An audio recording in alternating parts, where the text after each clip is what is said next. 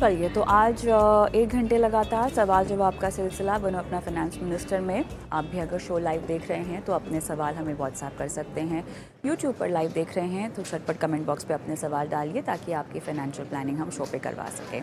मेरे साथ हमारे आज के एक्सपर्ट्स जुड़ गए हैं। Nikhil Kothari, director Attica wealth, और Mukesh Jindal, senior partner Alpha Capital. आप दोनों का स्वागत है हमारी इस पेशकश में। और पहले दर्शक मुकेश के लिए क्रिस रेयान मेरे साथ फोन लाइन पर हैं। क्रिस, नमस्कार, कैसे हैं आप? कहाँ से बोल रहे हैं? नमस्कार, मैं दिल्ली से बोल रहा हूँ मैम। मुझे मेरी मंथली इनकम है 50,000 रुपीज जी। और मुझे 3 एसेट फंड बताइए जिसमें मैं निवेश कर सकता हूँ।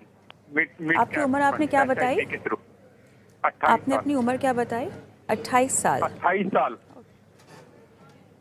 28 ईयर। या ओके, चलिए। और 55,000 पर मंथ और 15,000 रुपये आपको जो है अपनी SIP के ज़रिए निवेश करना है। कितने सालों के लिए करेंगे आप ये इन्वेस्टमेंट? कम से कम 5 से 10 साल। ओके, 5 से 10 साल आप करेंगे। 5 और 10 साल में रणनीति बदल जाएगी, तो 5 साल या 10 साल, क्योंकि आपका जोखिम उस हिसाब से तय होगा। 5 साल लगाइए अभी। चलिए, 5 साल मतलब आप बहुत ज़्यादा रिस्क नहीं ले सकते हैं। बताएंगे मुझे किस लक्ष्य हेतु आप ये इन्वेस्टमेंट करना चाहते हैं? मेरा छोटा भाई अभी मेरे से 10 साल छोटा है, उसकी पढ़ाई के लिए। और कितना आपको इकट्ठा करना होगा 5 साल के बाद, और जो आपने निवेश का लक्ष्य रखा है उससे क्या वो राशि अचीव हो जाएगी? बाकी कुछ फंड है, मेरे फादर हैं, वो मुझे हेल्प करेंगे। मुझे अपनी तरफ से इतना कर सकता हूँ मैं, तो उसमें कोशिश कर रहा हूँ मैं करने की। ऑलराइट, मुकेश आपके पास आऊँगी। बताइए कैसे इनकी सहायता की जाए। 5 साल का समय है केवल, तो बहुत ज़्यादा रिस्क भी नहीं ले सकते। कविता, सबसे पहले तो मैं क्रिश को बधाई देना चाहूंगा। वो यंग इन्वेस्टर हैं, 28 इयर्स के हैं। उन्होंने म्यूचुअल फंड्स को सेलेक्ट किया इन्वेस्टमेंट के लिए। सही उम्र है इन्वेस्ट करने के लिए, और SIP के थ्रू अगर कॉर्पस बिल्ड करते हैं तो बढ़िया रहता है। एक इसमें मेरे को अच्छी बात ये लगी कि इनकी इनकम 55,000 रुपी है और उसमें से ये 15,000 महीने के इन्वेस्ट करेंगे। तो अगर हम देखें, इनका जो इन्वेस्टमेंट रेशियो है, लगभग वो 27% अपनी इनकम में से इन्वेस्ट कर रहे हैं, जो कि मुझे लगता है एक बेहतरीन रेशियो है। अब इन्होंने बताया कि इनको 5 साल के लिए इन्वेस्ट करना है। 5 साल, आपने सही बोला, बहुत ज्यादा एग्रेसिव पोर्टफोलियो तो नहीं ले सकते हैं, बट फिर भी 5 साल में मेरे को लगता है कि आने वाले टाइम में इक्विटी मार्केट बढ़िया करेगा, ग्रोइंग इकोनॉमी है, रिटर्न्स बढ़िया आना चाहिए। तो मैं इनको सजेस्ट करूंगा कि ये इक्विटी फंड्स में ही SIP करें। मैंने इनके लिए 4 फंड सेलेक्ट किए हैं। UTI का निफ्टी इंडेक्स फंड है, जो large cap passive index fund है। एक HDFC का large and mid cap fund लिया है, एक SBI मिड कैप फंड लिया, और एक फ्रैंकलिन स्मॉलर कंपनीज फंड लिया है। तो ये 4 फंड्स के थ्रू मैंने डाइवर्सिफिकेशन अचीव करने की कोशिश की है। अगर ये SIP करते रहेंगे तो ये सारे गोल्स इनके अच्छे से होना चाहिए। अच्छा क्या होता है, SIP में वैसे भी रिस्क गिर जाता है, तो मेरे ख्याल से ये इनके लिए सही रहेगा। कोई सलाह आपको और समझनी है कि आपको फंड्स के नाम आपने नोट डाउन कर लिए हों?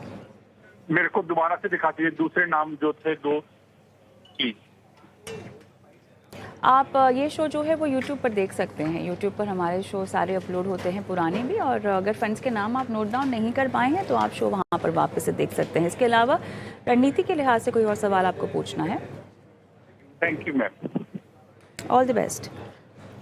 विशाल मेरे साथ यूट्यूब से इन्होंने सवाल हमें भेजा है। मुकेश, आपके लिए होगा इनका सवाल। और इनकी उम्र 24 साल की है। 5,000 रुपये हर महीना निवेश कर सकते हैं 5 से 10 साल, और 5 से 10 साल में इनका 1 करोड़ का लक्ष्य है। तो पहले तो धन्यवाद तमाम दर्शकों को जो कि यूट्यूब पे अपने सवाल हमें भेज रहे हैं। बहुत अच्छा लगता है जब यूट्यूब पे आप शो देखते हैं और दूसरों के सवालों से प्रेरित होकर खुद की आर्थिक लक्ष्य के बारे में सोचते हैं और हमें सवाल भेजते हैं। जहाँ तक विशाल की बात है, विशाल फ़ोन लाइन पर मेरे साथ तो है नहीं मुकेश, लेकिन 1 करोड़ का लक्ष्य इन्होंने रखा है। शायद उसके लिए निवेश की राशि कम है, और क्योंकि यहाँ पर टाइम होराइज़न भी कम है निवेश की राशि को देखते हुए, तो इनके पास विकल्प है, या तो समय की अवधि बढ़ा दें या तो अपने निवेश की राशि को बढ़ा दें। दोनों ही सूरतों में अगर ये कोई भी एक ना कर पाए तो क्या सल्यूशन होगा? ज़रा विस्तार से इसका जवाब दें। देखिए कविता, जैसे आपने बोला आसान नहीं होगा। 5,000 करोड़ रुपए मंथली इन्वेस्ट करेंगे, 1 करोड़ का गोल है, बड़ा गोल है। टाइम इन्होंने बताया 5 से 10 साल का ये इन्वेस्ट कर सकते हैं। तो अगर हम देखें, अगर ये 5,000 की महीने की एसआईपी करते हैं, मैं इनके लिए अगर इक्विटी फंड में एज्यूम करूं, ये भी मान के चलूं मार्केट बढ़िया रिटर्न देगी, 15% का रिटर्न निकल जाएगा। और अगर ये 10 साल के लिए भी इन्वेस्ट करेंगे तो फ्यूचर में इनका कॉर्पस लगभग 14 लाख का बनता है।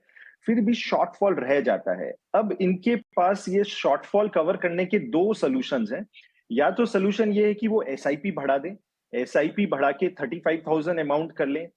अगर वो कर लेंगे तो कॉर्पस पूरा हो जाएगा। और अगर वो कॉर्पस मान के चलिए कि एसआईपी नहीं कर पाते इतना, तो एक बहुत ही बेटर और ऑल्टरनेटिव सोल्यूशन होता है स्टेप अप एसआईपी का। स्टेप अप एसआईपी में आप एसआईपी अमाउंट हर साल बढ़ा देते हो, क्योंकि इनकम बढ़ रही होती है, तो आप एसआईपी अमाउंट बढ़ा सकते हैं। इस केस में जो स्टेप अप इनको करना पड़ेगा, लगभग 55% इनको हर साल एसआईपी का अमाउंट बढ़ाना पड़ेगा, जो मेरे को लगता है शायद टफ होगा। कर ले तो बहुत अच्छी बात है, और अगर नहीं कर पाए तो इनको टेन्योर बढ़ाना पड़ेगा। और अगर ये एसआईपी करना चाहते हैं तो इनके लिए 4 फंड, जो मैंने पहले भी बोले थे वही रिपीट करूंगा, जो 4 फंड का कॉम्बिनेशन देख सकते हैं। एक लार्ज कैप के लिए यूटीआई निफ्टी इंडेक्स फंड ले लें, एक HDFC large and mid cap ले लें, एक एसबीआई का मिड कैप ले लें, और एक फ्रैंकलिन स्मॉलर कंपनीज फंड ले लें। मैंने चारों कैटेगरीज कवर की हैं, लार्ज मिड स्मॉल बढ़िया से कवर हो जाता है।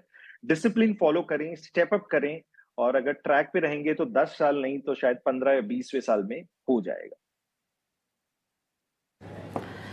देखिए यहाँ पर अच्छी बात ये है कि लोगों को एटलीस्ट ये समझ में आ गया है कि इस तरह से एक निवेश की रणनीति अपनाकर आप अपने आर्थिक लक्ष्यों को अचीव कर सकते हैं। लेकिन बहुत ज़रूरी है कि थोड़ा सा रियलिस्टिक हो जाएं अपने गोल्स को लेकर, और जिस तरीके से आप उनको अचीव करना चाहते हैं। ज़रूरी होगा ये समझना कि म्यूचुअल फंड का रास्ता भी कोई जादू की झड़ी जैसा नहीं है कि जहाँ पर आपने पैसे लगाए और रातों रात आपके पैसे दुगने हो गए। रणनीति की ज़रूरत होती है, जिसके लिए आपको एक सही निवेश विकल्प और अपने जोखिम को ध्यान में रखना होता है। तो अच्छा है, इस तरह के सवाल हमें आते हैं। इन सवालों के ज़रिए वो तमाम दर्शक जो अपनी निवेश की रणनीति अब तक शुरू नहीं कर पाए हैं, उन्हें एक सीख मिल जाती है, वो आगे बढ़ पाते हैं। नमस्कार सर जी, आपकी आवाज़ आ रही है मुझे। जी मैम, क्वांट का small cap, SBI magnum mid cap और पीजीआई मिड कैप, ये आपके फंड्स हैं। ओके, 15 साल में 1 करोड़ निवेश को बढ़ा पाएंगे आप? जी निवेश हम बढ़ाएंगे। ठीक, ओके। मुकेश, मिड कैप और स्मॉल कैप फंड्स हैं इनके पोर्टफोलियो में, 15 साल और 1 करोड़ का टारगेट। तो कविता, जैसे आपने थोड़ी देर पहले बोला था कि म्यूचुअल फंड में इन्वेस्ट लोग करते हैं, बट कई बार गोल बहुत ज्यादा एग्रेसिव होते हैं, तो उन्हें रियलिस्टिक करना भी जरूरी होता है। तो इस केस में भी अगर हम देखें, अगर ये मंथली जो इन्वेस्टमेंट कर रहे हैं, लगभग 4,000 की कर रहे हैं ऑन अ मंथली बेसिस, और इन्होंने बोला है कि इनको 15 साल में 1 करोड़ करना है। तो अगर हम ये मान के चलते हैं कि 15 साल में इन फंड्स में कंटिन्यू करते हैं, मार्केट बढ़िया करती है, इक्विटी में 15% का रिटर्न लगभग आ जाएगा, तो ये कॉर्पस जाके 15 साल बाद लगभग 27 लाख का हो जाएगा। फिर भी शॉर्टफॉल रहेगा। अब इनके पास दो विकल्प है, या तो ये एसआईपी अमाउंट बढ़ा दें, एसआईपी अमाउंट बढ़ा के ये 15,000 कर लें, एंड अगर वो कर लेंगे तो ये गोल पूरा हो जाएगा। दूसरा तरीका ये है कि ये एसआईपी को स्टेप अप कर लें। हर साल अगर ये 25% अपना एसआईपी का अमाउंट बढ़ा लें, तो ये डेफिनेटली पॉसिबल है। इन्होंने कहा ये बढ़ाएंगे एसआईपी, तो मेरे ख्याल से जैसे से इन्वेस्ट करेंगे, रिटर्न देखेंगे, कॉन्फिडेंस आएगा, तो शायद ज्यादा अमाउंट भी करेंगे। एक इनके स्कीम्स के बारे में मैं थोड़ा बोलना चाहूंगा। इन्होंने जो फंड लिए हुए हैं, मिड कैप स्मॉल कैप लिए हुए हैं, लॉन्ग टर्म में मिड कैप स्मॉल कैप अच्छा करते हैं, बट थोड़ा एग्रेसिव हो जाता है, उसमें वोलेटिलिटी ज्यादा होती है, क्योंकि जब मार्केट करेक्ट करते हैं तो मिड कैप और स्मॉल कैप ज्यादा गिरते हैं। तो इनके पास जो फंड्स है, उसमें से एक इनके पास पीजीआई मिड कैप फंड है। वो फंड थोड़ा स्ट्रगल कर रहा है, मैनेजमेंट टीम में चेंज भी हुआ है, तो मैं इनको सजेस्ट करूंगा कि उसमें वो एसआईपी स्टॉप कर लें और उसके बदले एक लार्ज कैप का इंडेक्स फंड ले लें। ये यूटीआई का निफ्टी इंडेक्स फंड देख सकते हैं। तो इससे होगा क्या, एक लार्ज कैप हो जाएगा, एक मिड कैप हो जाएगा, स्मॉल कैप हो जाएगा, तो डाइवर्सिफाइड इंडेक्स, डाइवर्सिफाइड बास्केट बन जाएगा इनके पास इक्विटी में पार्टिसिपेट करने के लिए। और इन्वेस्ट करते रहें और कोशिश करें ग्रेजुअली स्टेप अप करते रहें। तो गोल डेफिनेटली इनका अचीव होना चाहिए। चलिए, और कोई सवाल अज्जू जी, समझ में आ गया आपको क्या सवाल पूछना है मुकेश से? जी ma'am, ma'am all the actually best. है क्या, मैं जो अभी मेरा 4000 का था जब जिसको हम सवाल किए थे, तो अभी है क्या वो हम लगभग 8000 कर चुके हैं, हजार का हाँ। लगभग 8 SIP मेरे पास हो गया है। ग्रेट, ओके, ठीक है मैम, इसी मंथ से मैम। ठीक है, तो ओके। अज्जू, एक्चुअली है कि मैम हम SIP के बारे में उतनी हमको जानकारी नहीं है, सिर्फ हम इसकी स्मॉल कैप और ये जो मिड कैप वाला है मैम, ऐप के द्वारा जो जानकारी मिलती है मैम उसी के अनुसार से हम इन्वेस्ट कर लेते हैं, ओके। इसी कारण से नहीं, थोड़ा चलिए, सा आपको जो नई SIPs करनी है, जिन फंड्स को शामिल करना है, उसके नाम तो बता दिए मुकेश ने मेरे ख्याल से, और उन्हीं नामों में आपको अपनी निवेश को बरकरार रखना है और बढ़ाना भी है। और 15 साल में आपको अप्रॉक्सीमेटली कितना कॉर्पस आपका इकट्ठा हो जाएगा, उसकी भी आपको एक कैलकुलेशन दे दी है मुकेश ने।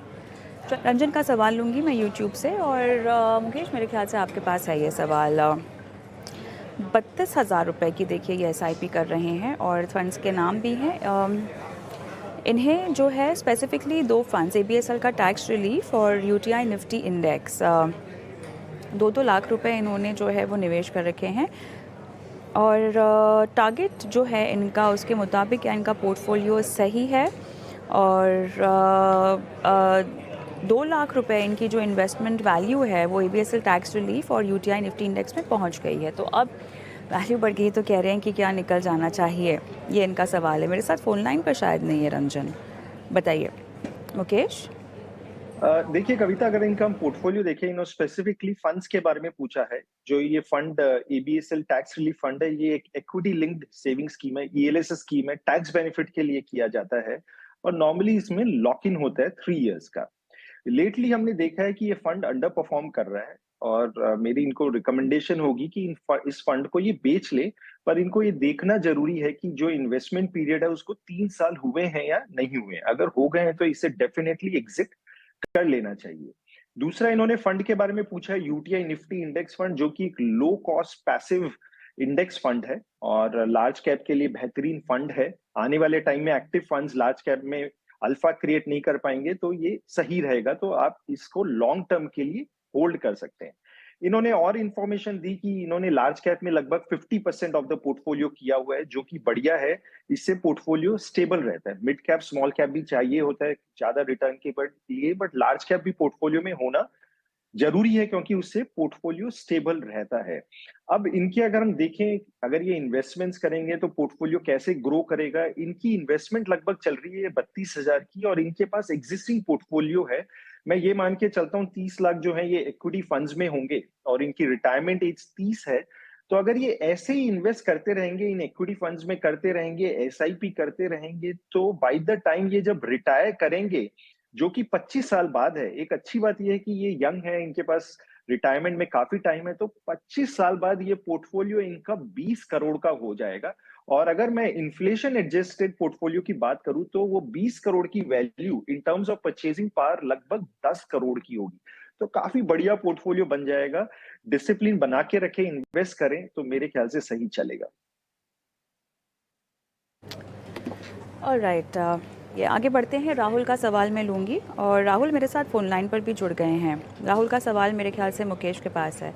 राहुल नमस्कार। नमस्कार। ओके, जी आपकी आवाज़ मुझे आ रही है। शॉर्ट टर्म लॉन्ग टर्म को आपको इन्वेस्टमेंट करना है, और आपका पोर्टफोलियो जो आपने भेजा है। एक्चुअली मैम, मुझे मेरा सवाल ये है, मेरे पास पैसे हैं 2-3 लाख रुपए, और मुझे 5 सालों में मुझे ना 6 से 7 लाख उसको बनाने हैं। तो मैं कहाँ इन्वेस्ट करूँ? म्यूचुअल फंड में डिसाइड कैसे करूँ मैं किस म्यूचुअल फंड में मुझे इन्वेस्ट करना है मैम? तो मुझे आइडिया नहीं मैम, तो मैं कैसे डिसाइड करूँ कि म्यूचुअल फंड कहाँ इन्वेस्ट करूँ मैम? जी मैम। एक सेकेंड, आपके पास 1 लाख रुपए है, 1 से 2 लाख रुपए हैं आपने कहा। मेरे पास 3 लाख, मेरे पोर्टफोलियो में 3 लाख रुपए है। आपके पास 3 लाख रुपए हैं, आपको 5 साल के लिए इन्वेस्ट करने हैं। 5 सालों में आपको कितना चाहिए इनमें से? मैम 3 लाख को 6 से 7 लाख रुपए करने हैं मुझे, मतलब उसको 10 लाख करने हैं, 3 लाख को 10 लाख करने हैं। चलिए, ओके, थोड़ा सा सवाल बदल गया है मुकेश। हाँ कविता, अगर मैं राहुल जी की बात जो मेरे को समझ में आ रही है, जैसे इन्होंने एक बोला कि 3 लाख को इन्हें 10 लाख करना है, एंड 3 से 10 लाख करने के लिए लगभग जो रिटर्न चाहिएगा वो 25 से 30% का साल का चाहिएगा, जो कि काफी टफ रहेगा। एंड क्योंकि नॉर्मली अगर हम इक्विटी फंड्स में भी इन्वेस्ट करें, वहां 14-15% का रिटर्न आता है। सारा पैसा डाल भी दे 3 लाख इक्विटी फंड्स में, 5 साल में मान के भी चलें इक्विटी मार्केट बढ़िया करती है, 14-15% का रिटर्न आ जाता है, तो कॉर्पस डबल होगा। तो अगर वो रिस्क ले सकते हैं, कंफर्टेबल है, तो इक्विटी करें। बट जो इनकी बातों से मेरे को लग रहा है कि एक तो ये नए इन्वेस्टर हैं और इनका टाइम होराइजन भी शुरू में 3-5 साल बोल रहे थे, एंड तो वो क्लैरिटी थोड़ी मेरे को नहीं लगी। अगर ये बहुत ज्यादा अगर रिस्क ले सकते हैं तो इक्विटी फंड में करें, बट अगर ये लगता है कि बहुत ज्यादा रिस्क नहीं ले पाएंगे, नहीं है, इनको समझना है, तो इनको मैं सजेस्ट करूंगा, जो भी निखिल ने भी बोला, बैलेंस एडवांटेज फंड्स एक बहुत बढ़िया कैटेगरी होती है नए इन्वेस्टर्स के लिए। इसमें जैसे निखिल ने समझाया, बैलेंस एडवांटेज फंड में क्या होता है, लगभग फंड मैनेजर जो है 50% इक्विटी में डाल रहा होता है, 50% डेट में डाल रहा होता है, और यहाँ से रिटर्न लगभग 10-11% साल का निकल जाता है। बट इसमें एक बढ़िया चीज क्या रहती है कि फंड मैनेजर जो एलोकेशन है वो इक्विटी डेट का शिफ्ट करता रहता है, चेंज करता रहता है depending on market outlook. Ji Mukesh. Market गिर जाती है तो इक्विटी जी बढ़ा देता है, चढ़ जाता है जी तो प्रॉफिट बुक कर लेते हैं। उस केस में बैलेंस एडवांटेज फंड देख सकते हैं, एसबीआई का बैलेंस ओके एडवांटेज फंड देख लें और ओके आईसीआईसी का बैलेंस एडवांटेज फंड देख लें। Okay okay alright. चलिए मेरे ख्याल से सवाल जवाब के सिलसिले को यहीं समाप्त करना होगा, हमारे पास समय ख़त्म हो गया। बहुत बहुत धन्यवाद मुकेश आपका, निखिल आपका, समय निकाला और दर्शकों की फाइनेंशियल प्लानिंग की और अपना फाइनेंस मिनिस्टर में हम लोग के लिए छोटे से ब्रेक